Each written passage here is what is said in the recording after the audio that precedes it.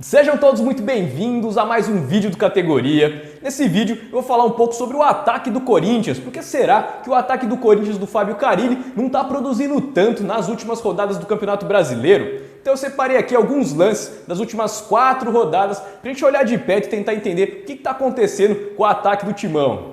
Bom, então vamos começar vendo o primeiro ponto da nossa análise, a dificuldade que o time tem para avançar em campo quando o time recupera a posse de bola. Defensivamente, o Corinthians não tem apresentado muitos problemas. O problema realmente é na hora do time avançar em campo e criar suas jogadas de finalização. Então, vamos pegar aqui um lance do clássico contra o São Paulo. O time encontrou facilidade para trabalhar a bola por fora do bloco de marcação do São Paulo, mas realmente apresentava muita dificuldade quando decidia tentar uma jogada mais ofensiva ou tentar entrar na defesa do São Paulo. Aqui um exemplo, o Corinthians tenta invadir a defesa do São Paulo, perde a posse de bola. Aqui mais um exemplo, atacando agora aqui pela esquerda. Veja nesse momento, quando o Gil ele olha para frente, a situação que ele vê é a seguinte: não existe praticamente nenhuma opção de passe. Todos os jogadores do Corinthians estão bem marcados pelos jogadores do São Paulo. Essa foi uma situação que se repetiu ao longo do jogo todo. Veja como a organização ofensiva do Corinthians, ela favorece a compactação defensiva do seu adversário. Praticamente não existe ninguém dando amplitude para essa organização ofensiva, sendo opção lá na inversão da jogada. E aí, dessa forma, a única alternativa que o Gil encontra é tentar uma ligação direta com o ataque. Só que dentro do bloco de marcação do São Paulo, o time acaba perdendo mais uma posse de bola. Aqui mais uma jogada, o Corinthians tenta avançar pela esquerda, geralmente o time fica trocando passe por fora do bloco de marcação até tentar uma jogada mais aguda ou cometer algum erro de passe. Agora vamos ver então o segundo ponto da nossa análise, a insistência do time em criar jogadas pelo meio. Vamos ver aqui um lance do jogo contra o Santos no último final de semana. Veja como o Corinthians nesse momento, o Pedrinho ele carrega a bola lá da direita, trazendo a bola pelo meio. Inclusive essa é uma das mudanças que eu tenho notado bastante na equipe do Corinthians. O Pedrinho geralmente ele não está mais buscando a jogada aberta pela direita, como ele vinha apresentando no primeiro turno do Campeonato Brasileiro. Ele tem buscado bastante as jogadas trazendo da direita para dentro. O grande problema é que quando um jogador está muito recuado, atrás da intermediária, e ele faz esse movimento de diagonal, ele vai de frente para os principais marcadores do adversário. Outro ponto para a gente destacar nesse momento é que veja como existem dois jogadores do Corinthians criando uma certa superioridade numérica aqui pela direita do ataque, que seria uma jogada mais interessante para o Corinthians tentar. Mesmo assim, o Pedrinho traz essa jogada por dentro, vai de encontro com os melhores marcadores aí da equipe santista e na sequência do lance ele acaba perdendo a posse de bola. Aqui mais um exemplo disso acontecendo, mais uma vez, dessa vez com o Wagner Love. Veja como, mais uma vez, o Corinthians avança com dois jogadores abertos, criando uma superioridade numérica em cima do lateral esquerdo do Santos. Mesmo assim, o Wagner Love ele decide trazer essa jogada para dentro. E veja como já existe aqui a principal zona de guerra da equipe santista. Essa realmente é uma região muito complicada para você conseguir carregar a bola. E aí na sequência do lance, mais uma vez, o Wagner Love traz para dentro, a marcação do Santos dobra, triplica praticamente e consegue recuperar a posse de bola do Corinthians e já sai em contra-ataque. Agora aqui um exemplo do jogo contra o Cruzeiro. O Corinthians começa a trabalhar a jogada lá pela direita, o Pedrinho recua para ajudar na criação da jogada por fora do bloco de marcação cruzeirense. E aí mais uma vez o time do Corinthians tenta trazer essa bola, mesmo recuado aqui da direita para dentro, de encontro com o bloco de marcação cruzeirense. E aí na sequência da jogada, a marcação do Cruzeiro chega, consegue recuperar a posse de bola. Agora vamos ver então mais um ponto da nossa análise, os problemas nas inversões da jogada. Uma coisa que o Carille destaca bastante nas coletivas dele é que ele quer que o time comece a jogada por um lado do campo, mas termine a jogada de finalização do outro lado, pegando o bloco de marcação adversário, transitando de um lado para o outro. Vamos ver na prática como isso tem acontecido. O Corinthians começa a jogada aqui pela direita, carrega a bola mais uma vez para dentro, dessa vez por fora do bloco de marcação. A princípio, a ideia dessa inversão é muito interessante. Você força jogadas de superioridade numérica na inversão. Veja como existem dois jogadores aqui do Corinthians para cima de apenas um marcador santista. O grande problema é quando essa bola demora para chegar na inversão, ela vai passando de pé em pé e cada jogador que pega ela acaba dando 2, 3 toques na bola e ela demora muito para chegar no jogador que tem espaço para criar a jogada. Veja como o Corinthians vai invertendo essa jogada por fora do bloco de marcação santista. Ela demora para chegar lá no Wagner Love. Nesse momento, quando ele consegue pegar a bola, dominar e partir para cima, veja como já existem 3 marcadores do Santos. O time já conseguiu reagrupar próximo da bola, criando uma mini zona de guerra para cobrir o Wagner Love com a bola. E dessa forma, mais uma vez, o Santos consegue recuperar a posse de bola do Corinthians. Vamos ver aqui então mais um lance dessa inversão que o Corinthians tenta fazer. Aqui pela direita, o Matheus Vital não encontra espaço para fazer o cruzamento.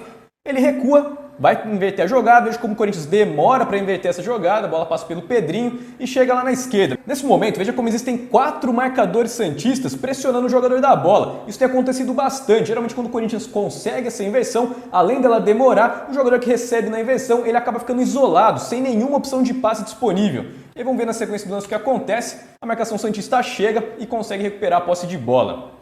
Vamos ver mais um exemplo disso então, jogo contra o Cruzeiro. Observe como o Corinthians aproxima com 4 jogadores pelo lado direito do campo. Mesmo assim, o time não consegue avançar, não consegue aquela troca de passes mais aguda, justamente porque os jogadores eles ficam mais estáticos, parados e facilita muito para a marcação. Não existe muita troca de posição, nem movimentações no ponto futuro para pegar essa bola na frente. Vamos ver então o que acontece na inversão da jogada. Danilo Avelar recebe aqui mais recuado e ele já termina de fazer a inversão aqui com o Janderson pela esquerda. Nesse momento, veja como mais uma vez o Janderson está completamente isolado. Existem 3 marcadores do Cruzeiro e nenhuma opção de passe curto para tentar uma tabela ou alguém se movimentando aqui, passando no vazio. Ele praticamente está sozinho com 3 marcadores do Cruzeiro. E aí, mesmo assim, ele ainda tenta jogada individual, vai para cima e acaba perdendo a bola. E mais uma vez o Corinthians desperdiça uma oportunidade de ataque. E aí, com essa dificuldade para avançar em campo e criar jogadas de finalização mais conscientes, o time acaba rifando muito a bola. Então, geralmente o time avança, encontra o bloco de marcação adversário e tem dificuldades para fazer a infiltração. E aí, nesses momentos, restam algumas alternativas. A primeira delas são os chutes de longa distância. Aqui um exemplo do clássico. Matheus Vital trazendo para dentro e tenta o chute, mas acaba sendo travado pelo Tietê. Aqui mais uma vez, Danilo Avelar tentando finalizar por fora do bloco de marcação santista e acaba isolando a bola. Uma segunda situação que acontece bastante são os lançamentos. Agora, esses lançamentos acabam não funcionando quando a linha defensiva adversária está bem recuada, está baixa, justamente porque o espaço nas costas da defesa é realmente muito pequeno. Então, principalmente nesses momentos, esse tipo de lançamento acaba não funcionando. Aqui, mais um exemplo disso acontecendo contra o Cruzeiro. O time não tinha muita alternativa, então já tentava uma ligação direta. Agora aqui a defesa bem baixa, então a marcação encaixada acaba sendo uma jogada não tão perigosa. E a terceira alternativa seriam esses cruzamentos sem tanta profundidade. O time não consegue avançar nem pelos lados do campo e acaba tendo que cruzar essa bola aqui praticamente da intermediária. Esse cruzamento realmente acaba favorecendo sempre os cortes da defesa. Aqui mais um exemplo disso no clássico contra o Santos, cruzamento sem profundidade, geralmente acaba sendo errado ou favorece o corte da defesa. Aqui no jogo contra o Cruzeiro, o time por fora do bloco de marcação cruzeirense e mais uma vez tenta ligar essa bola na área.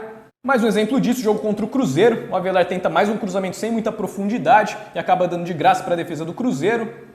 Esse tipo de finalização depende muito do volume de tentativas, o time tem que ficar persistindo bastante, brigando pela primeira bola, brigando pela sobra. Aqui vamos ver um exemplo disso funcionando. O Corinthians, mais uma vez, tenta um cruzamento sem profundidade, a zaga rebate, o time briga, consegue ficar com a sobra, mais um cruzamento para a área, o time briga, ganha a primeira bola e o Fagner consegue pegar a sobra e faz o gol. Então depende muito da tentativa e erro. Agora, na maioria das vezes, o time acaba desperdiçando a posse de bola e contra adversários mais perigosos, isso pode ser uma estratégia não tão boa. Lembrando que você também pode desenvolver sua visão tática. Acesse agora mesmo futebolcursos.com, conheça o curso de análise tática e o manual de análise tática. Aprenda o modelo draft e você vai começar a ver futebol com outros olhos. Agora vamos continuar aqui com a nossa análise então. E o próximo ponto da nossa análise seria os contra-ataques. Por que será que o contra-ataque corintiano não tem funcionado tão bem nos últimos jogos? Vamos ver aqui o Santos atacando, o Corinthians consegue recuperar a posse de bola. Agora veja como o time acabou de recuperar a posse de bola, mas ninguém avança em velocidade, nem para levar a marcação, nem para criar linhas de passe. O Júnior Urso deixa aqui com o Pedrinho, ele prende. Agora veja nesse momento que só agora o Wagner Love escapou aqui pela esquerda. Agora o Matheus Vital continua aqui, escondido atrás da marcação. O Júnior Urso até se movimentou aqui pela direita, mas o Pedrinho resolveu prender e tentar levar essa bola para a esquerda. O problema é que nessa de prender a bola, ele acaba tirando a velocidade um pouco da jogada e dá tempo dos marcadores santistas fecharem a marcação em cima dele. E ele, pressionado, ele acaba errando o passe e dá de graça a posse de bola para o time do Santos. Aqui vamos ver o Cruzeiro atacando, o Corinthians consegue recuperar a posse de bola, mas apenas esses 3 jogadores vão sair em velocidade. Os outros 3 meio-campistas, o Sornosa, o Ralf e o Matheus Vital, veja como eles saem andando, não saem com muita velocidade para aproveitar a defesa adversária bagunçada. E na sequência da jogada, observe como os 3 meio-campistas eles não saem com velocidade, não acompanham a descida dos atacantes, e aí dessa forma o time perde a oportunidade de explorar os buracos na defesa do Cruzeiro tentando se recompor. O Pedrinho é obrigado a recuar essa bola, Danilo Avelar lá pela esquerda, e nesse momento observe como o bloco de marcação cruzeirense já teve tempo de se recompor e o Corinthians volta a estacar 0 mais uma vez.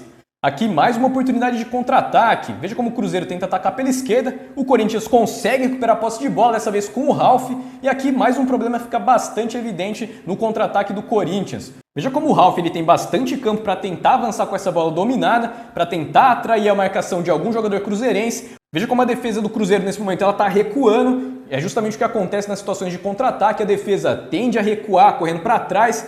Então, nesse caso, o Ralf teria total liberdade para conseguir carregar essa bola aqui por dentro, ou tentando contornar aqui o bloco principal de marcação do Cruzeiro. Mas primordial nesse lance seria que ele tentasse carregar mais a bola, para dar tempo dos extremos do Corinthians conseguirem chegar aqui no limite da defesa do Cruzeiro, para tentar pegar essa bola num ponto futuro, ou tentar uma jogada de mano a mano. Agora, veja como o Gustavo está praticamente encaixotado aqui no meio de 3 defensores do Cruzeiro. E ele é o menos indicado para receber essa bola, porque ele está de costa com 3 marcadores. E o Ralf, muito bom marcador, mas realmente ele tem essa dificuldade na hora de puxar o contra-ataque. Ele é muito bom para recuperar a posse de bola, mas na hora de criar a jogada ele prefere deixar com alguém que faça isso por ele. E é o que acontece nessa jogada, ele acaba tomando uma decisão ruim. Veja como ele já aciona aqui o Gustavo, a marcação chega, ele até consegue girar, mas nesse momento veja como o bloco de marcação do Cruzeiro já está avançando. Outro ponto importantíssimo, veja nesse momento como existem mais uma vez apenas 3 jogadores do Corinthians participando do contra-ataque. O Ralf ele recuperou a posse de bola, ele acionou o Gustavo, mas ele já ficou para trás, ele não acompanhou em velocidade, nem se movimentando para puxar uma marcação, para ser uma opção de passe. Também o Sornoso e o Matheus Vital ficaram para trás, e aí mais uma vez o Pedrinho é obrigado a trazer essa bola para dentro sem opção. E com 1 na marcação e mais praticamente 3 na sobra, veja como já deu tempo do bloco de marcação do Cruzeiro se organizar. E dessa forma o Pedrinho prende mais um pouco, espera a chegada dos meio-campistas, só agora o Sornosa chega e ele arrisca um chute de longe, mas manda para fora. Agora vamos ver aqui então o próximo ponto da nossa análise, as tabelas de ultrapassagem. Para não ficar preso apenas às jogadas que não funcionam, vamos então aqui falar de uma alternativa que o Corinthians pode usar, que pode ser muito interessante e já se mostrou produtiva. Vamos ver aqui então um lance do clássico contra o Santos. O Avelar cobra essa bola aqui no Wagner Love, ele consegue proteger. Agora veja como o Wagner Love carrega essa bola aqui para o fundo e o Avelar passa aqui no vazio para receber na frente e sai em ótimas condições para fazer o cruzamento, mas ele acaba errando e o time do Santos consegue fazer o corte.